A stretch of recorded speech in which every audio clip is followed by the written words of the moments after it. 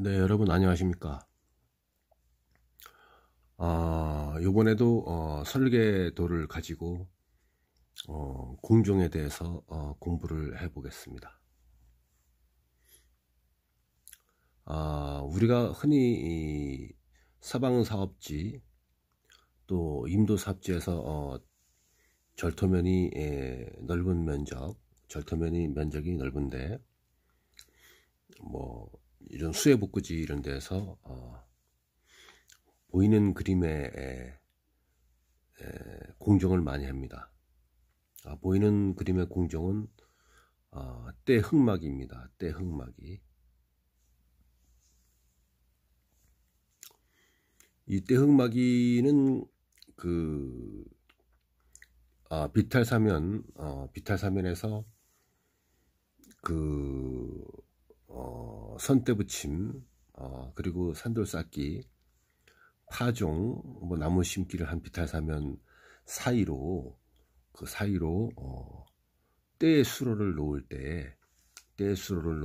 때 중간중간에 누구막이 역할을 하는 그런 흙막이가 떼흙막이입니다.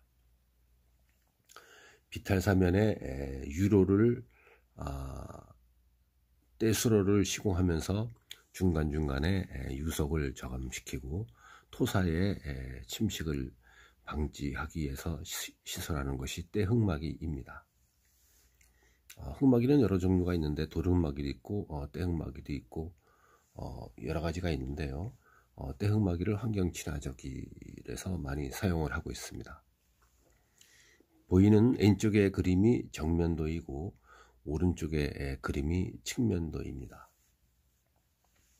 떼흙막이 같은 것은 이제 사방공법에서 꼭 떼흙막이에 대해 설명하시오 이렇게 안 물어보더라도 사방공법에서 비탈사면 녹화 방법 할 때 이런 것을 측면도를 그려주고 각 구성의 요소인 공정 그림을 써주고 용어를 써주고 규격을 써주고 뭐 정면도 측면도 그려주는 점수를 많이 받는 것입니다. 왼쪽의 정면도는 이제 수로에 있는 것이니까 오른쪽에 보면은 이제 폭이 상장이 1.2m 있는데 이렇게 호형으로 움푹 패였죠. 글리 이제 물이 흐른다 이 뜻입니다. 위에는 1.2m이고 밑에는 70cm입니다. 그리고 높이는 역시 70cm입니다. 수직 높이가. 오른쪽의 측면들을 보면은 맨 오른쪽에 700이라고 되어 있죠. 그러니까 수직 높이가 바닥대 밑 부분까지 다 포함해서 70cm이고요. 경사 길이가 1m가 되겠습니다. 그리고 오른쪽에 보면 맨 위에가 이제 머리대가 있죠. 중간에 받침대가 2개 들어가 있습니다. 그리고 맨 밑에가 바닥대입니다. 요런 이제 뭐 선대 붙이기라든가 뭐 떼흙막이라든가 이런 공정이 나올 때는 저런 그림을 그려주고 머리대, 받침대, 바닥대 이렇게 해주고 규격 같은 것을 명시해 주게 되면은 높은 점수를 받는 것입니다. 측면도에 오른쪽 측면도에서 맨 위에 보면 머리대가 L은 1200대 있죠. L가 1200이라는 것은 1m 20이라는 것입니다. N쪽의 정면도에 보면 1200대 있죠. 상장이 그것이 1m 20이라는 것입니다. 근데 그 오른쪽에 맨 위에 머리대가 길이가 1m 20인데 폭은 얼마냐? 20cm라는 것이죠. 200이니까. 그리고 맨 밑에 바닥대의 길이는 700이니까 왼쪽의 정면도 보면은 하장이 700 아닙니까? 그러니까 밑에는 폭이 좁으니까 70cm, 맨 위에는 폭이 넓으니까 1m 20이란 뜻이죠. 그리고 맨 밑에 오른쪽의 도면에 측면도에 바닥대의 맨 밑에가 200이라는 것은 역시 폭이 머리대와 똑같이 20cm라는 것입니다. 자, 이제 이 떼흙막이의 정면도와 측면도가 있는데요. 측면도에서 받침대라고 2군데가 있지 않습니까? 가운데 하나는 맨 밑에 것은 받침대가 86cm이고요. 그 위에 받침대는 1m 2cm입니다. 1m 2cm. 왼쪽에를 보십시오. 120 또 가운데에 점선 금이 가 있지 않습니까? 그게 받침대가 간격이 줄어드니까 1m 2. 또 밑에 점선이 있지 않습니까? 정면도에 거기가 이제 1m 86cm라는 것입니다. 이해가 되시죠? 줄어드는 것입니다. 길이가. 자, 그럼 이제 떼흑마기의 시공 목적, 시공 장소, 시공 방법, 측면도, 정면도를 이제 설명을 드렸습니다. 그 다음에는 이제 떼흑마기 시공 시 유의사항에 대해서 말씀을 드리겠습니다. 떼흑마기는 역시 잔디가 가로 세로 21cm짜리 잔디가 들어와서 이제 붙이는 것인데요.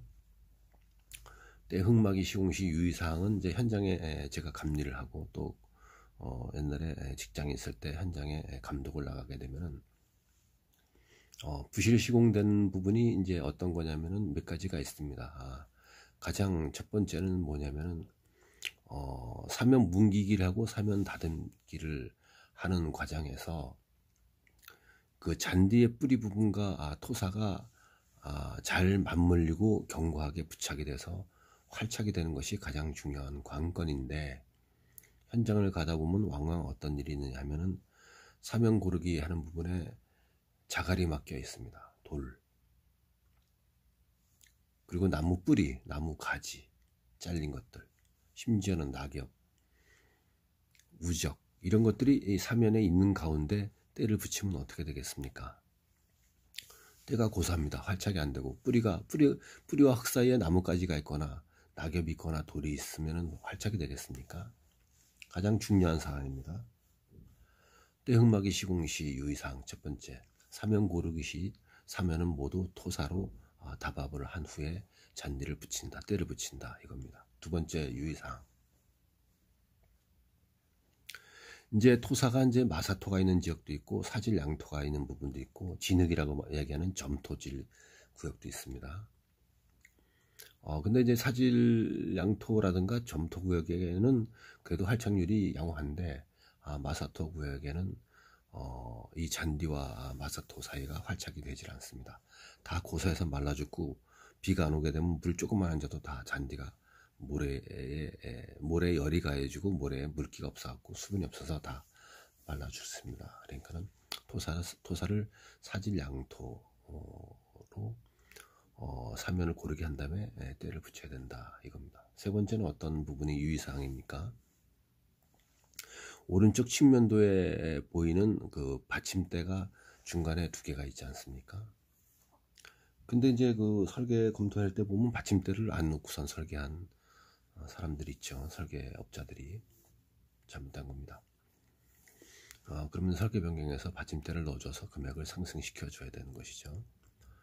그리고 받침대를 놓는 이유는 뭐냐면은 그 사면 길이가 오른쪽에 측면도에 보면 1m 아닙니까? 1m면 긴 거리입니다. 1m 내에도 머리대부터 맨 밑에 바닥대까지의 토합이 작용을 하는 겁니다. 중력도 작용하고요. 또 유사시 비가 올 때에는 또 침식도 할 수가 있습니다. 때를 붙인 후에. 그래서 그런 것을 방지하려고 하는 것이 받침대입니다. 받침대를 1m 사이에 두 개를 넣습니다. 그래서 다져지게 되면은 때가 눌러 앉거나 슬라이딩 되거나 또 때가 사면의 흙과 때가 잘 견고히 되는데 그 역할을 받침대 두 곳에서 해주는 것입니다. 세 번째, 받침대를 갖다가 정확히 시공을 해서 때의 붙임을 견고히 한다, 이렇게 유의사항에 써줘야 되겠죠. 네 번째 무엇이겠습니까? 떼흑마기를 시공한 후에 관수를 해야 됩니다. 물을 줘야 되죠. 살수차를 갖다가 산림조합이라든가 아니면 법인차 같은 게 없으니까, 보유하지 않으니까 빌려다 갖다 뿌려야 되는데 돈이 다 들기 때문에 슬그머니 넘어가고, 감리원이 가서 저 떼흑마기에서 물 좀 뿌려요, 요번 주에 비가 안 온다는데. 네, 알겠습니다. 대답은 아주 철석같이 해놓고 물 안 뿌리죠. 감리원은 이틀 후에 물 뿌린 사진을 갖다가 메일로 보내주세요, 이렇게 해서 엄격히 해서 현장 관리를 해야 됩니다. 날마다 뛰어가서 볼 수 없잖아요. 다른 감리 공구도 있는데. 그리고 감독관도 철저히 해야 되고요. 관수가 상당히 중요합니다. 그래서 떼흑마기 시 유의사항은 한 4가지 정도로 물론 이제 6번째 가게 되면 이제 반입 되는 때의 품질을 갖다가 자재 조사를 했죠. 때가 고사되는 단계가 있는가 아닌지, 때가 전라도에 있는 때 넓은 때를 심은 데에서 생산돼서 와갖고 비닐 같은 거 덮어놔야 되는데 안 덮어놨는지, 그 오는 날 곧바로 시공을 해야 되는데 하루 묵혔는지, 또 묵히는 과정에서 갑바 같은 걸 씌워놔야 되는데 그냥 건천해놔서 햇빛에 뿌리가 말리지 않았는지, 이런 거 다 세밀히 아주 섬세하게 다 검토를 해야 되는 것이고, 중간감리 보고서에 다 일일이 써줘야 되는 것입니다. 여러분, 때 흑마기는 현장에서 때 수로공을 할 때에 반드시 누구마기 역할을 하는 중요한 공정으로 시공을 많이 하고 있습니다. 그 때 흑마기는 이제 시공할 때 이제 나무 망치라 그러죠. 일명 우리가 현장에서 노가다 하시는 일용 인부 하시는 분들이 다져주는데 이제 그 용어는 제가 모르겠는데 나무 망치라고 표현하죠. 그것으로 탁탁 다져가지고 때의 뿌리와 흙이 완전히 담합이 돼서 견고하게 부착이 되도록 시공을 해야 합니다. 때흑마기 공정이 수로공에서 많이 쓰이기 때문에 이번 시간에는 때흑마기 시공 방법, 때흑마기 그림과 규격과 각 구성별 용어, 때흑마기의 효과, 때흑마기 시공 시 유의사항에 대해서 말씀을 드렸습니다. 감사합니다.